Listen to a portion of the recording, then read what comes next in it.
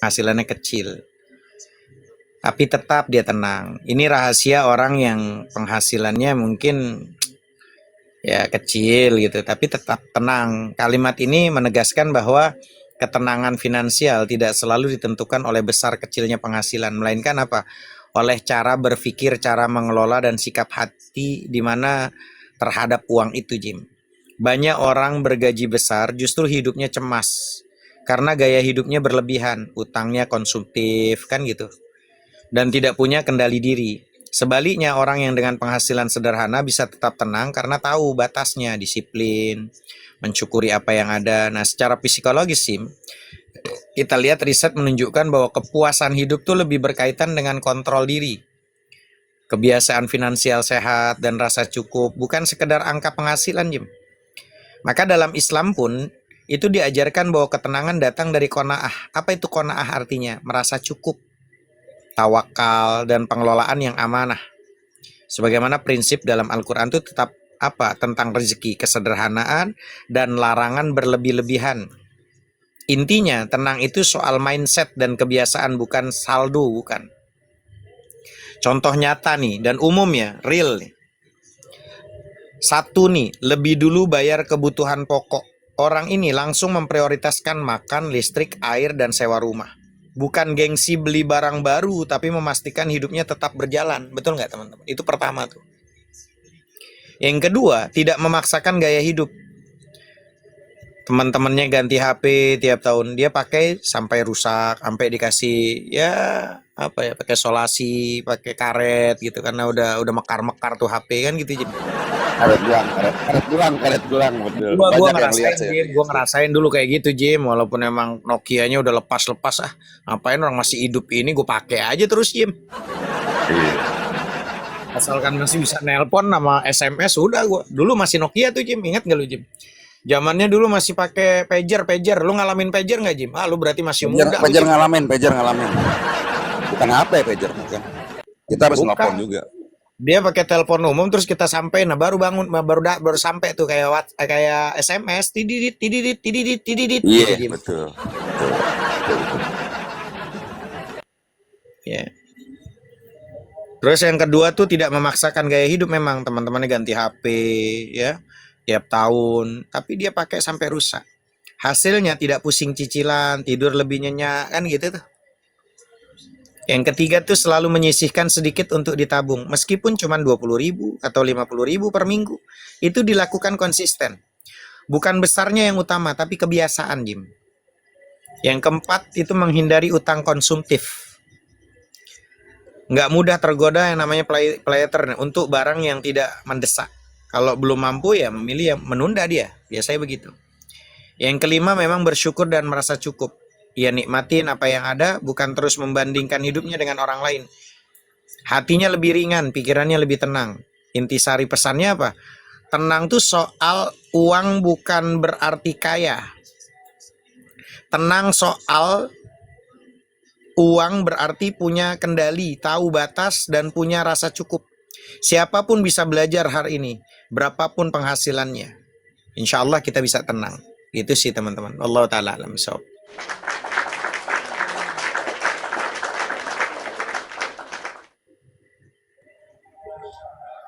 Kadang-kadang gini bang, kalau dulu zaman saya toko ya, di toko HP ya.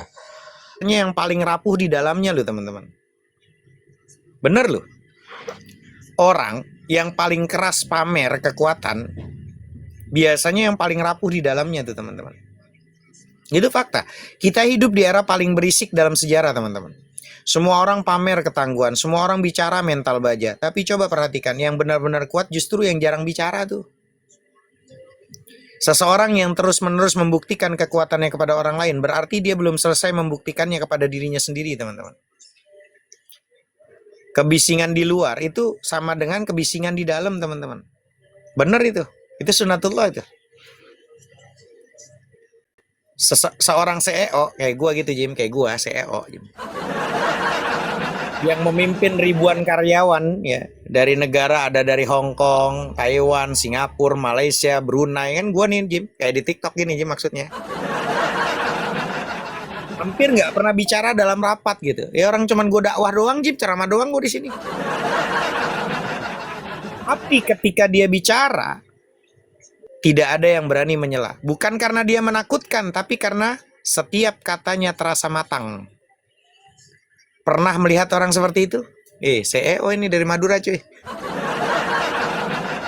Diri kepada siapapun. Sejak saya benar-benar tahu siapa saya. Ini bukan sombong, teman-teman. Ini namanya selesai dengan dirinya sendiri. Ya, tahu Stanford Research, tahu teman-teman? Itu membuktikan orang dengan self regulation tinggi itu lebih sukses, lebih dihormati, lebih berpengaruh. Mereka nggak berjuang untuk dapat respect. Respect itu selalu datang dengan sendirinya. Makanya definisi ulang. Ketenangan bukan berarti tidak merasakan tekanan, teman-teman. Tekanan itu adalah merasakan tekanan secara penuh dan tetap memilih respon yang tepat.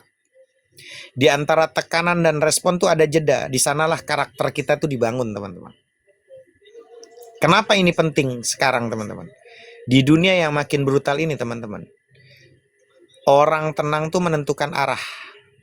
Maka dalam krisis bisnis, pertama, pemimpin tuh tidak panik menyelamatkan tim. Di dalam konflik, satu orang tuh tidak reaktif, memutus siklus kehancuran. Ketenangan tuh adalah keuntungan, di mana keunggulan ya. Ketenangan tuh adalah keunggulan kompetitif, teman-teman. Satu hal yang tidak pernah diposting orang-orang yang benar-benar tangguh. Proses latihannya nggak pernah tuh diposting. Karena kerja terbesar terjadi dalam sunyi, bukan di depan layar.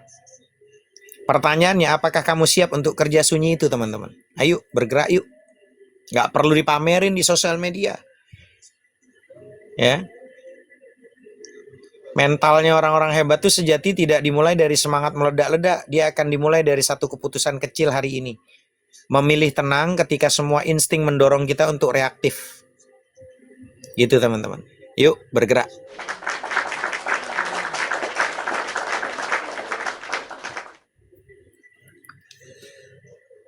Jangan udah giliran maju, udah punya usaha, udah dagang, udah bisnis, udahlah saya syukuri aja. Tenang gitu. Ya udah stagnan di situ, maju kagak, mundur ya cuman ngabisin umur doang, nunggu tua, habis itu dikubur, habis juga, Jim.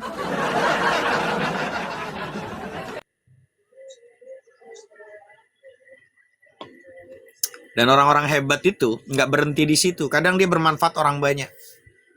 Oh, gue lagi maju nih, ngajak orang.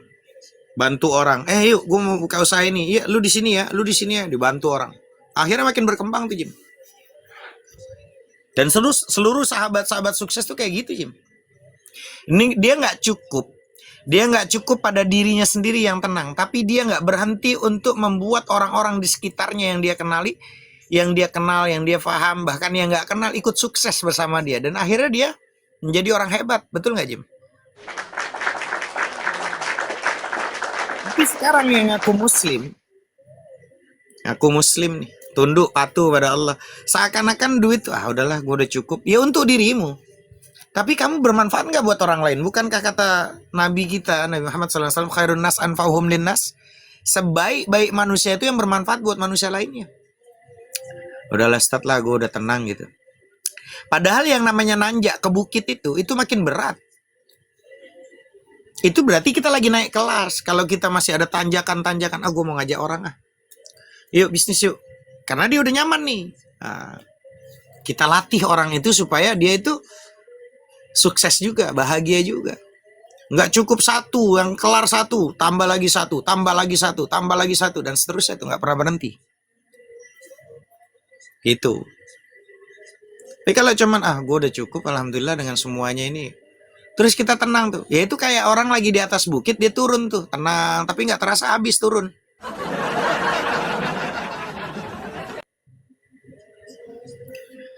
Gitu, teman-teman. Ayo teman-teman, masih ada waktu ya kurang lebih beberapa menit. Silakan Bunda Rose, Bang Ansor atau yang lainnya. Oh, Nurhani. Nurhani tidur kalian mesti ya. Memiliki tidur. Nyimak Ustaz, nyimak. Lanjut Ustaz, kekenyangan makan kola jadi susah ngomong. Waduh, Tahu udah nih. Mas. Jangan Enggak minum ya pula. Bunda ya. Gimana, Sri?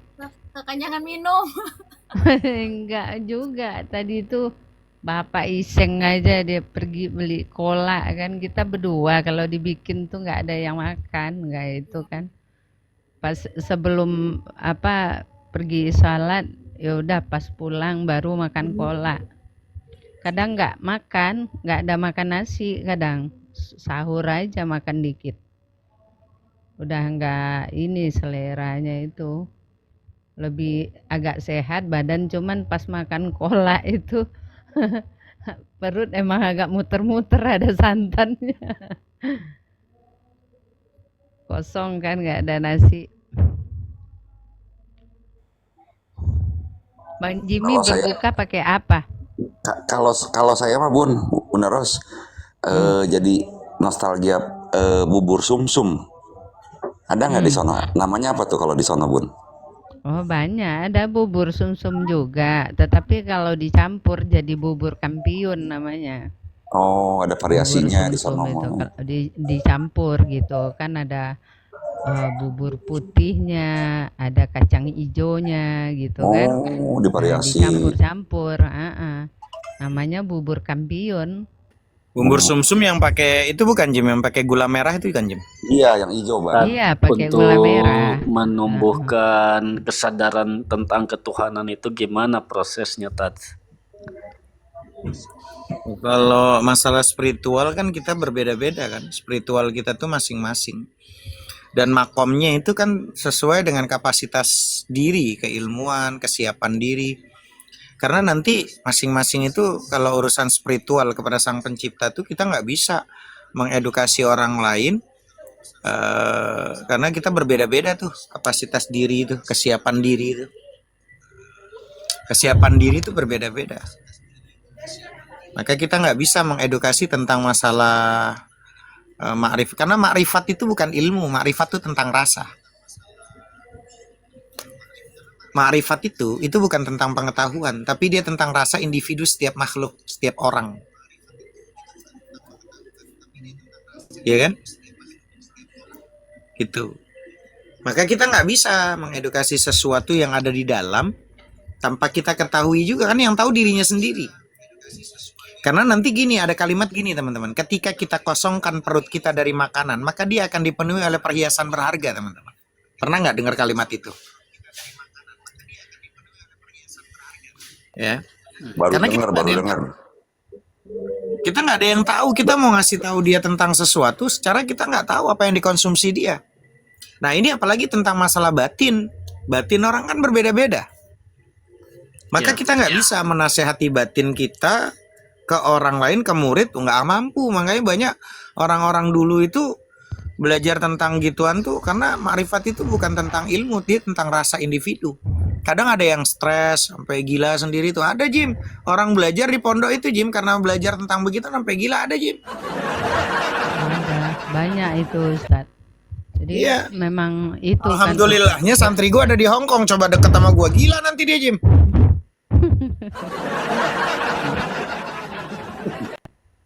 Ya sesuai dengan yang disebut Ustadz tadi itu proses kehidupan yang kita lalui itu kan berbeda-beda. Yeah. Karena dia memang secara ininya itu rasa nggak bisa Bang Ansar misalnya aduh kok noise ya Coba saya mute, mungkin saya kali Bunda. Lanjut Bunda. iya jadi nggak bisa kadar ininya intelektualnya juga untuk menangkap untuk mencapai yang namanya kesadaran diri itu harus apa ya upayanya dia juga dalam mengenali diri dia sendiri kan gitu ya Ustadz ya pengalaman hidup gitu karena proses pengalaman hidup yang dia lalui itu malah kadang orang tuh cepat dia menemukan kesadaran diri itu ma'rifatullah yang kita sebut-sebut itu mau sebesar apapun setinggi apapun ilmu susah untuk dicapai itu kalau nggak melalui proses kehidupan yang pengalaman yang banyak, mm, mm, apa ya, menghadapi medan tempur yang ini di sosial masyarakat, kalau saya bilang gitu. Susah orang akan sadar diri di dalam keadaan dan keberadaan diri ada gitu Ustadz, teman-teman. Kalau dia sudah ada, keberadaan dirinya itu apa-apa bisa terpenuhi segala macam gitu, susah untuk menjemput itu. Untuk menemukan kesadaran diri yang benar-benar hakiki itu. Itu sih. Bahkan ada gini, ada orang yang dia nuntut ilmu, yang satu nggak nuntut ilmu, dia banyak melakukan perzinahan, banyak melakukan hal-hal yang nggak inilah. Tapi dia pada saat itu benar-benar dia sadar gitu, ya. Dan dia Ya, bisa melampaui para wali itu terkadang, betul, gitu betul. loh. Jadi itu Yang kembali kepada individu tentang masalah diri yang ingin dekat kepada sang pencipta Khalik ini ya kayak gitu. Bahkan ada banyak cerita-cerita itu Israeliat ya dalam tanda kutip, bahwa ada orang-orang yang mungkin dia orang kafir ya, orang Nasrani, orang Yahudi dan segala macam, tapi karena dia nolong seseorang, ngasih tempat, ngasih makan gitu kan. Tapi ternyata dia sudah dijamin tuh ada di sorga, ternyata dia dapat hidayah, taufik, dan dia menjadi orang yang waliullah, ada gitu loh. Jadi teman-teman, ada kalimat tadi yang saya katakan bahwa kekosongan yang mengundang kedalaman. Jadi saat perut kita kosong, tubuh tuh berbicara lebih jujur teman-teman. Itu tubuh itu berbicaranya lebih jujur. Kita menjadi lebih sadar akan detak jantung, akan kelemahan diri, akan kebutuhan yang sederhana. Maka dalam keadaan ini, kesombongan sulit bertahan.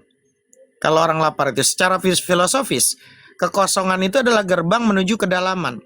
Selama manusia terus dipenuhi oleh kesenangan instan, dia sulit menyelami yang namanya makna yang lebih tinggi.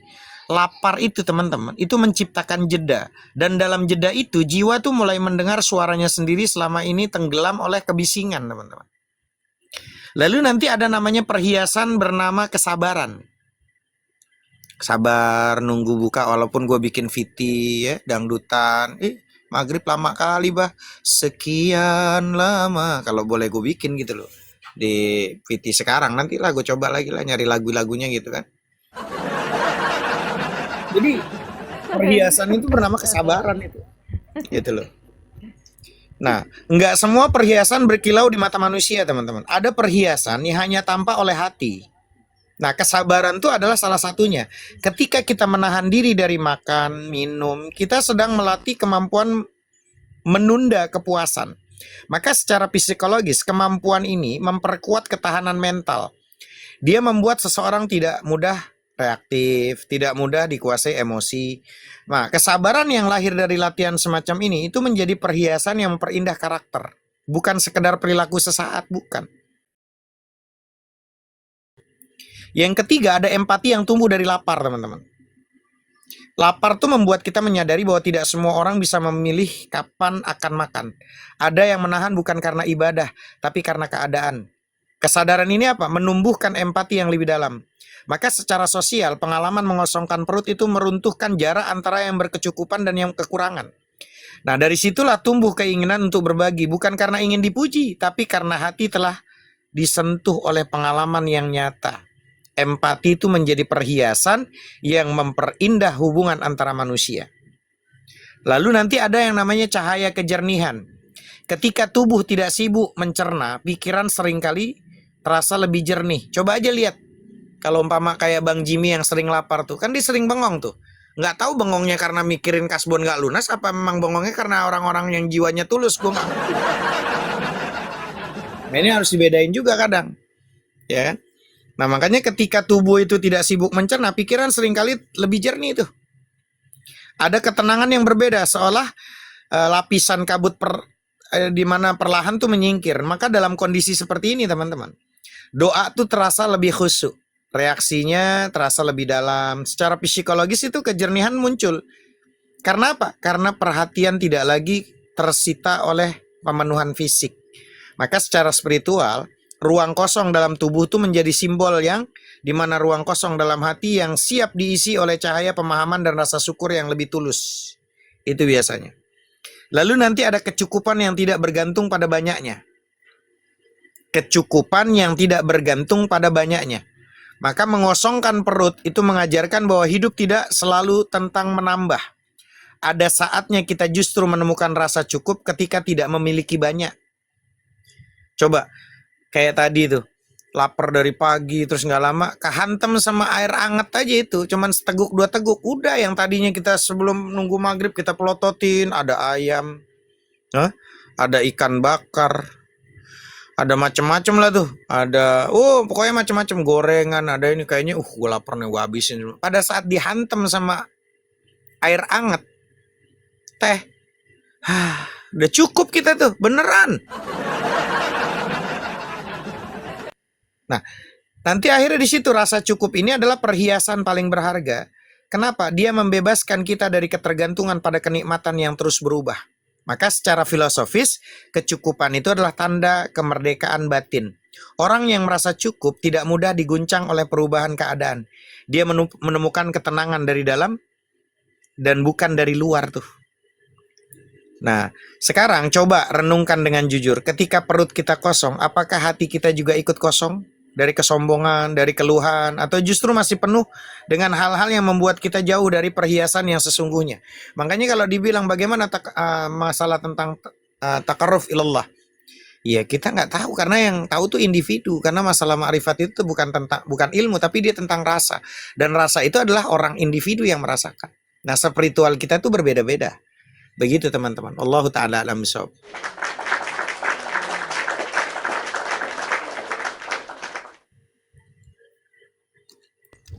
Nah, gini Ustadz, kan ada teman-teman ya. Izin Ustadz. Yuk, suaranya agak jauh Bunda. Ini udah didekatkan ya? Nah, itu tadi agak kenceng tuh. Tadi kayak ketutupan sama kolak, betul nggak Jim? Aduh, ini susah tuh ya dengan faktor U ini. Kalau udah mau ngomong ada yang nyeletuk, hilang buyar nih. Iya, beneran. Banyak tanya sama Sri, tanya sama Rani, sama Imriti, sama Hera. Kayak ketutupan bakwan tadi itu, Bunda. Enggak, bakwan nggak ada Ustadz. Kolak yang ada kolak pisang sama ubi. Jadi Iya. kadang-kadang kita itu di dalam kadang berkumpul ini ada nasihat yang terlambat didengar. Maksud dari yang tersirat ini, kita tuh punya akal, perangkap akal nih kalau secara ilmu apalah namanya ya. Perangkap akal itu apa sih? Karena akal ini kan nggak bisa kita lihat.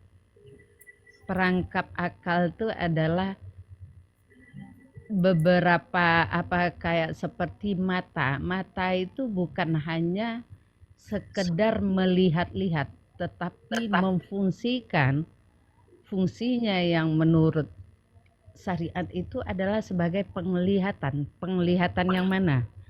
Penglihatan yang hak, bukan yang batil. Tuh perangkap akal yang pertama. Yang kedua, itu telinga. Telinga itu bukan hanya dengar aja, bukan. Tetapi menjadi pendengaran. Pendengaran yang mana ini? Pendengaran yang hak, bukan yang batil. Hati itu untuk apa? Bukan hanya untuk memikir-mikirkan, bukan hanya untuk merasa-rasai, tetapi menjadi pemikiran bagi kita dari sesuatu yang kita dengar, yang menjadi pendengaran bagi kita. Makanya banyak nasihat itu yang terlambat kita dengar. Sudah kubilang, ya kan? Nih, Ustadz kan pakai nyanyi tadi tuh. Uni juga pakai nyanyi tuh. Sudah kubilang gitu. Ada nasihat yang diberi sama guru-guru kita dengan penuh cinta, namun hanya dipahami selepas terluka.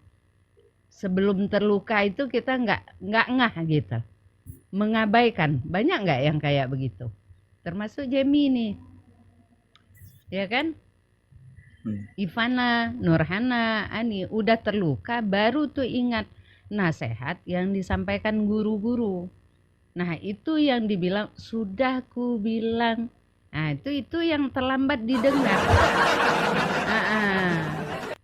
Ini bukan marah ya, tapi rindu yang tak mampu lagi melindungi. Nah, banyak itu dalam kalau bagi kita-kita yang paham itu nyanyi siapa itu nyanyi siapa sih Rita Butar-Butar siapa ya? Dan Uni suka itu Jimmy J menyanyikan. Pisa, Jimmy J Pisa. Jangan Di batas kota ini, Bang. lagi. Nggak di batas kota ini mah itu agak melambai itu nyanyinya. Jangan lagi kan itu tuh. Kau Iya. dekati apa tuh api yang membara. Itu nasihat itu yang di dalam itu penuh mengingatkan apalagi bagi wanita-wanita kalau kita iniin. Kadang itu bukan nasihat itu yang salah tapi hati kita yang terlalu degil, keras. Mawar berduri itu teman-teman tetap dipetik karena cinta, tapi kita mengabaikannya. Lanjut. Loh. Lebel bunda, gas. Iya pakai Lebel. lah, terserah Sudah ku bilang. Nah, Di batas kampung ini.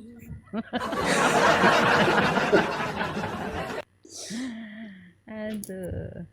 Jadi ada makna-makna yang tersirat, bukan hanya nyanyi itu bukan sekadar nyanyi gitu kan. Itu kan kayak nyanyi siapa itu jangan didekati maksiat. Atau yang bukan hak kita jangan dipegang gitu. Banyak siratan-siratan dari tulisan, dari kata-kata apa itu. Dan Gimana bukan Adina? beban, Bunda Rose, bukan beban yang membuat kita hancur teman-teman. Melainkan cara kita membawa beban itu. Ya, Gitu. Kalau boleh dibikin status tuh bukan beban yang membuatmu hancur kawan. Melainkan cara engkau membawanya kawan. Ada Nah. orang yang memikul beban itu berat, tapi tetap berjalan dengan wajah tenang. Ada juga yang memanggul beban kecil, tapi langkahnya tuh goyah seolah-olah dunia hampir runtuh. Nah, disinilah hidup itu mengajarkan sesuatu yang sering luput dari perhatian.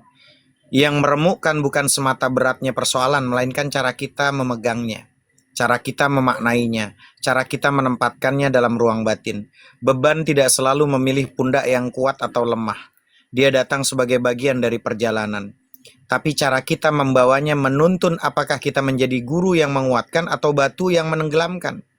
Makanya secara psikologis, ilmu batin, ilmu rasa, manusia tidak hanya bereaksi pada realitas, tapi pada persepsinya tentang realitas itu. Makanya secara sosial, kita sering tuh merasa harus tampak tegar atau justru merasa berhak untuk mengeluh tanpa henti. Kita membandingkan diri dengan orang lain, menilai beratnya ujian berdasarkan cerita yang kita lihat di permukaan.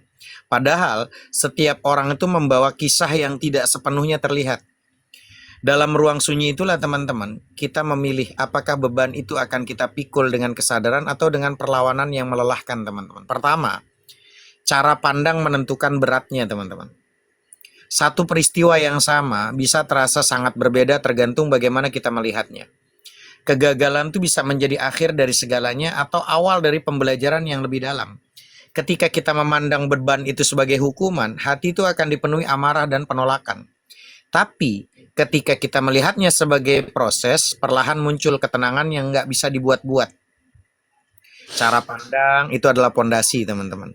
Dia tidak mengubah kenyataan, tapi mengubah kualitas pengalaman kita terhadap kenyataan itu. Yang kedua teman-teman yang harus perlu diketahui, sikap batin itu lebih penting daripada situasi luar. Seringkali kita sibuk mengatur keadaan di luar diri, berharap semua berjalan sesuai rencana agar hidup terasa ringan. Padahal situasi itu tidak pernah sepenuhnya bisa dikendalikan. Yang lebih mungkin kita jaga adalah sikap batin. Saat hati belajar menerima tanpa menyerah, beban tidak lagi terasa sebagai ancaman. Dia menjadi bagian dan pertumbuhan. Ketika batin stabil, badai di luar itu tidak mudah menggoncang pusat diri kita, teman-teman. Ini saya kalau udah ngomong masalah beginian nih kayaknya ini gua banget gitu loh, teman-teman. Iya. Dan kesalahan itu datang dari perlawanan yang berlebihan. Itu kesalahan tuh datang dari perlawanan yang berlebihan.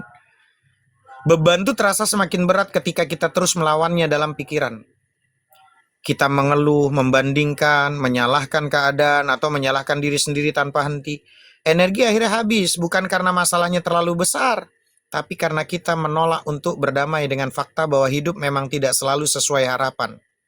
Saat perlawanan diganti dengan penerimaan yang bijak, ada ruang nafas yang tercipta. Maka dari situ lahir kekuatan yang tidak gaduh, tapi kokoh dia.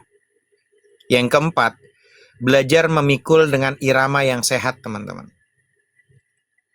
Membawa beban bukan berarti memaksakan diri hingga hancur. Ada seni dalam mengatur langkah. Beristirahat ketika lelah, meminta bantuan ketika perlu, berbagi cerita ketika hati terasa sesak. Nah, dalam masyarakat yang sering memuja kemandirian secara berlebihan, kita lupa bahwa manusia itu diciptakan untuk saling menguatkan. Makanya ada Komal edukasi, curhat, ngeluapin semua masalahnya. Nah, beban yang dipikul bersama itu terasa lebih ringan, bukan karena masanya berkurang, tapi karena hati tidak lagi merasa sendirian. Betul nggak, teman-teman? Makanya yang kelima nih, makna yang kita pilih menjadi penentu akhir. Pada akhirnya, setiap beban itu membawa pertanyaan tersembunyi tentang siapa diri kita sebenarnya. Apakah kita akan mengizinkan menghancurkan harga diri atau menjadikannya jalan menuju kedewasaan? Ketika kita memilih makna itu yang memberdayakan, beban itu berubah menjadi latihan jiwa. Dia nggak lagi menjadi simbol penderitaan, melainkan tanda bahwa kita sedang ditempa untuk menjadi lebih luas, lebih sabar, bahkan lebih bijaksana.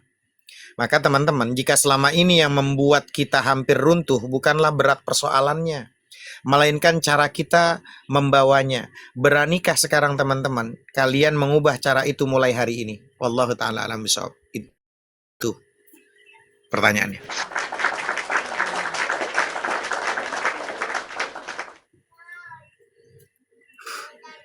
Malam ini kayaknya gue lancar banget, Jim. Gue soalnya makan tasbih 5 biji gue, Jim.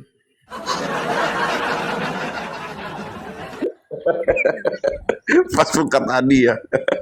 Ada.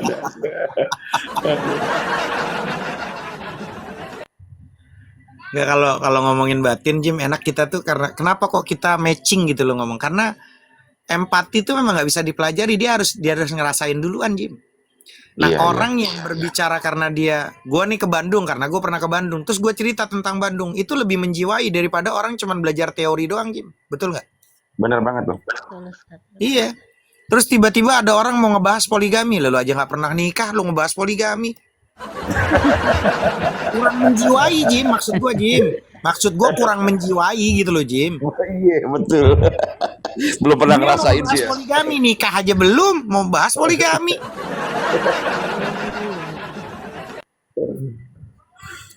Nah, ada yang lucu nih Bang Jemi, Ustadz.